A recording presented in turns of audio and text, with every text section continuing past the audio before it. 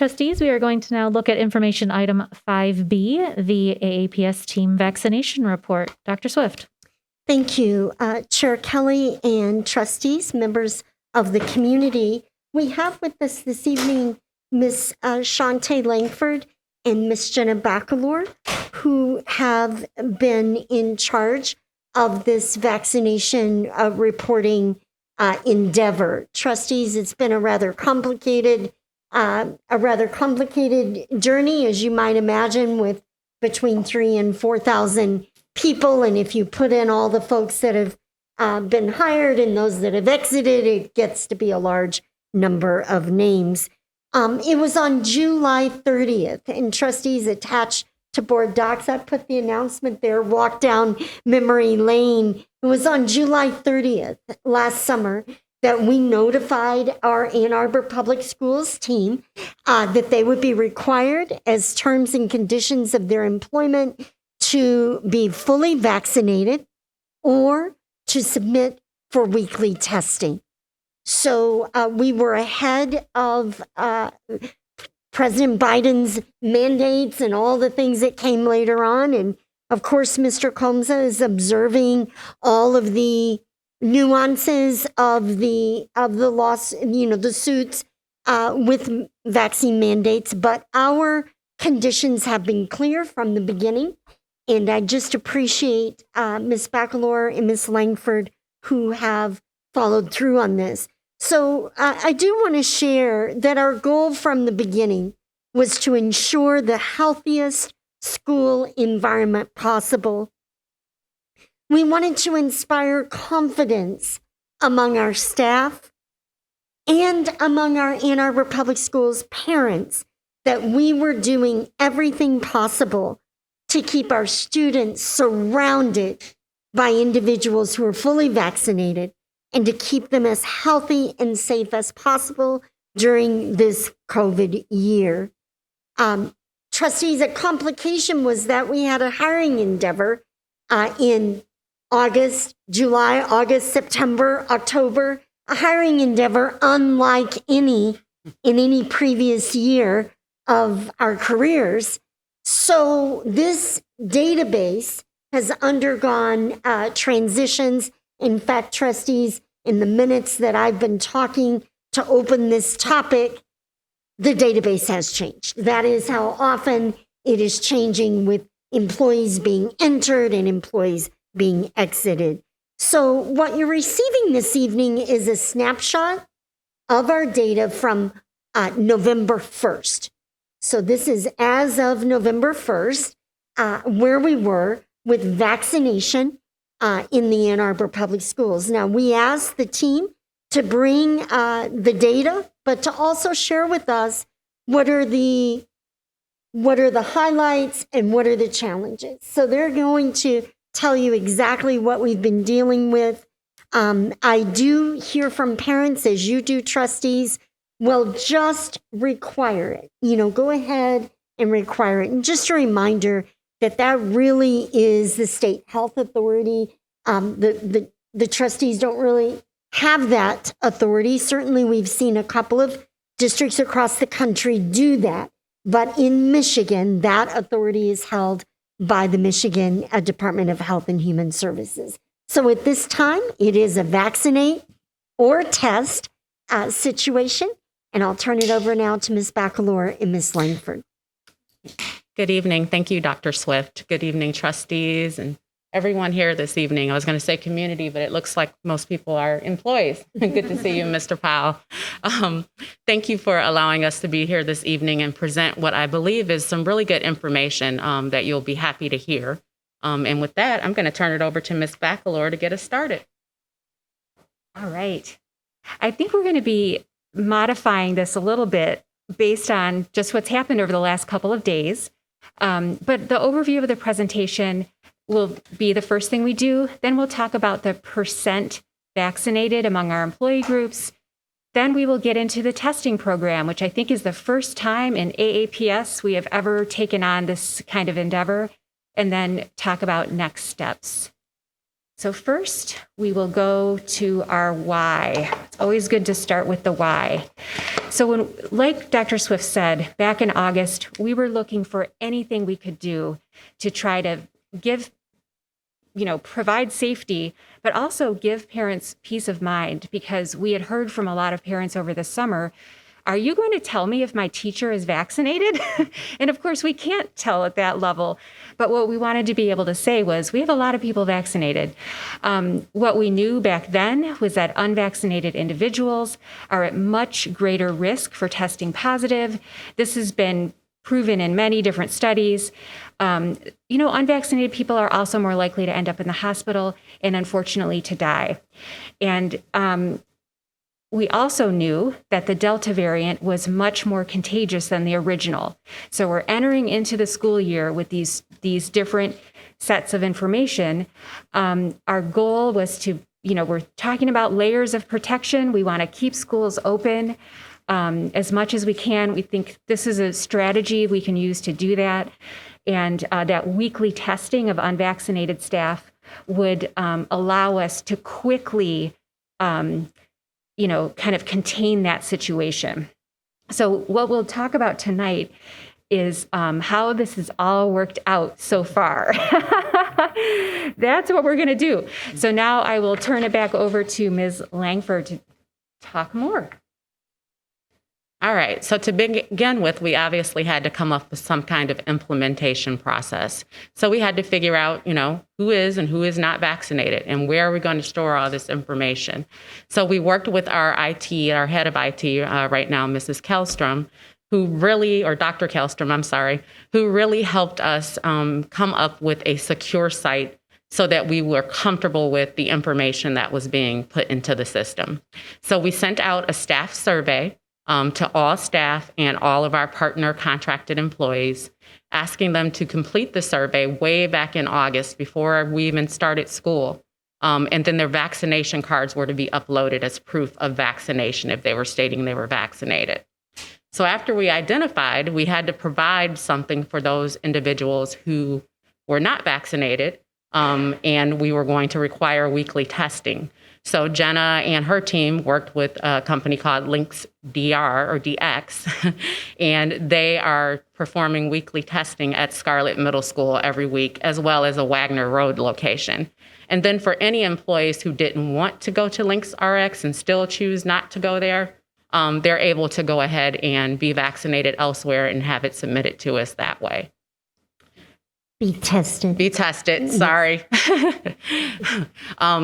Before you go on to the next slide, the last part of that was to monitor.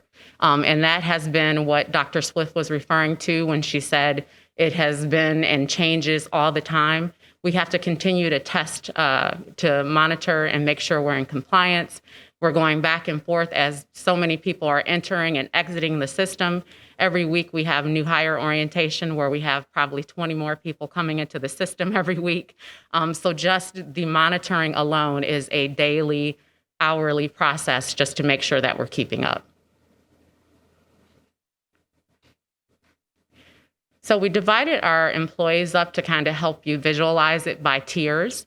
So tier 1 are our employees with daily and direct contact. So we're talking there are teachers, our paraprofessionals, office professionals, and other district school leaders who are in close contact and daily contact with students. And then our tier 2 would be employees who have a more limited contact. So our non-school office staff and our remote staff. And then the final tier are our partners and contractors that we work with, our custodial staff, Chartwells, Durham, and EDGE staff who are our substitute teachers. So here's the good news, our vaccination rates. So AAPS employees, and again, this is data as of October 31st of 2021, our overall tier 1 vaccination rate, we're proud to say, is 95%. So 95% of those tier 1 employees are vaccinated and have reported that they are. And if you see the breakdown there, our teachers are 96% vaccinated, parapros 91%, office professionals are 96%, and then school and district leaders are 97%. So we were happy with seeing that data. And then overall we're at 94% for our tier 2 rate for our vaccination rate for those who are non-school office and remote employees. So let's talk a little bit about our partners and contractors and where they sit. So EduStaff is sitting at a 98% vaccination rate. And I just want to explain this slide a little bit, or this data a little bit. It states that there are 391 active substitutes. And so what that means is that this school year, we have seen these people. We are about at 300 to 325 or so people who have actually come in and worked this school year. What we have in the system, however, which means those people who can work, are about 700 employees. So just in case you hear in the future that we have 700 employees in the system, we actually do. They're just not all working. They may be working for other districts. They just may have decided they're not going to work this year. So we feel this 391 active substitutes is a good representation of those who are working for us and are vaccinated. Durham, our transportation employees are 73% vaccinated. Our custodial staff is 79% vaccinated. And then our Chartwells, our food service group, 66% vaccinated. All right, so it's my turn to talk about the successes and challenges that we have faced. And it has sometimes been a rocky road. Let me tell you, doing this type of program on this scale. Our successes, I think, have been multi-layered. So we do believe we have prevented transmission and illness by detecting positives earlier and avoiding those additional exposures at school. And the reason we're able to see those positives earlier is because unvaccinated employees give us permission to see their results. So we see it at the same time that they get it. This is one of those tabs that's always open on my computer, one of my 20 tabs that's always open. We also know that there's just been a little bit, at least, of a culture change so that we know anecdotally we have staff who've gotten sick of being tested and they have gotten vaccinated. I've talked personally to a couple of staff who are like, all right, I'm going to do it. I'm going to do it. And maybe they had other reasons in their lives to get vaccinated also, but they were just hesitating. And this just pushed them over the edge toward protecting themselves, protecting their coworkers. I think also, like, another kind of big picture is that we've increased awareness of the need to be tested for everybody. People are just testing left and right all the time, including me, basically. So I think we've this school year, there's a lot of testing happening. We have, I think, kind of changed the minds of some staff, and I think that will continue. I do think we've prevented transmission and illness. The thing that I would add to this now, given our last few days, is that I am, and everybody is getting very concerned about breakthrough cases. So in the beginning of the year, our vaccinated staff, really, we didn't see any breakthrough cases. And then over the past few weeks, we've had 2, then we had 3, then we had 5. And this week, over the last couple of days, we've had the most ever. So my message about that is for our vaccinated staff who took part in the March and April vaccination clinics that happened. If you received Pfizer, your immunity has really waned and you need to go get your booster. Whenever you got Moderna, go get your booster. For school employees, you're a group that can go get your booster. So we're hopeful that people will take advantage on Monday and Tuesday to get their booster. I have had a couple of teachers say to me, I just haven't had time. They've got all these obligations. They haven't had time to make an appointment and go get their booster. And I hope that this allows that to happen. All right, let's talk about challenges. So what Ms. Langford said, it's like, oh yeah, they just upload their vaccination card into a little Google form. No big deal. Well, when you've got over 3,000 staff, there's going to be a chunk of them who just simply can't do it. They just can't do it. And then even for the ones who can do it, linking the test results to AAPS through the somewhat complicated LinksDX system was just too hard. It was just too much. So we've actually, over the past couple of weeks, gone to a whole different way for staff and contractors to connect their results with us. So this has just been a big challenge. We've had this major creation and problem solving of new data systems, which has been it's just been a journey that we've been on. We've just been on a journey for that. I think we really have systems well in place now. It's just been a lot of kind of trial and error and problem solving along the way. As has been mentioned, our numbers change every day. We have people coming in, we have people going out. And so it's just a constant thing that we have to be monitoring. And that has all led to a significant time investment from several staff. And I think we will count ourselves among them. Yeah. So all of that said, this has been a very worthwhile thing, I think, for us to do.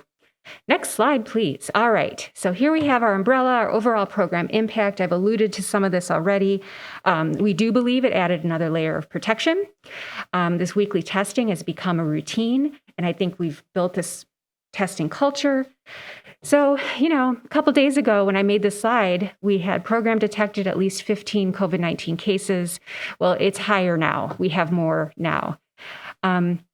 The one thing that I think we weren't counting on is how much knowing vaccination status has expedited other parts of our mitigation strategies. So when we know that someone is positive in a building, a staff person, and then we're able to see around them, who might be unvaccinated around them, we know that person needs to quarantine immediately. So if you're a vaccinated staff person and you're not having symptoms, you can continue coming to work. If you're unvaccinated, symptoms or not, you have to quarantine for 7 or 10 days. So that has an impact on the organization as well, of course.